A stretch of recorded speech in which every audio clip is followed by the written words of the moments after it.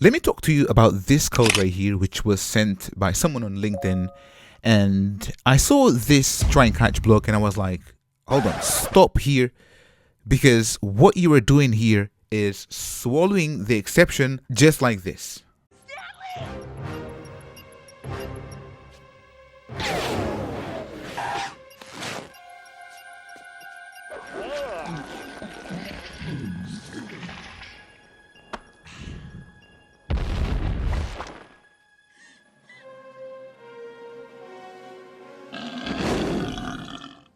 That's a spicy meatball!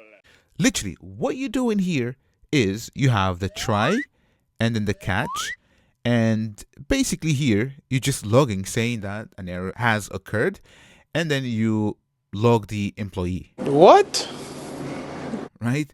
Now, this is basically swallowing the exception and doing nothing, right? Because at the end here, you just return the employee saved to DB, which is currently null. So if the client sends a request, whether it works or not, you are always sending a 200 status code, right? And this is problematic. So never swallow your exceptions like this, and learn about the HTTP status codes, whether it's a client error or a server error, or maybe it has something to do with permissions. But make sure you learn how to handle requests that come from the client in the right way, especially when things go wrong. So here I can tell you that I can remove the try and catch block and nothing will break. Have a look. So you don't need that try and catch block because here I don't see any checked exceptions, right? So there's no need. So why are you doing that? And also this in here, so this can go right here.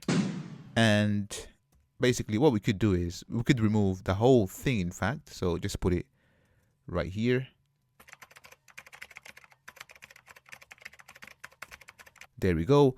And what you would do then, you would basically have some if statements in here and check whether the name is correct, whether the address is correct, whether it's taken. So all of that business logic shenanigans.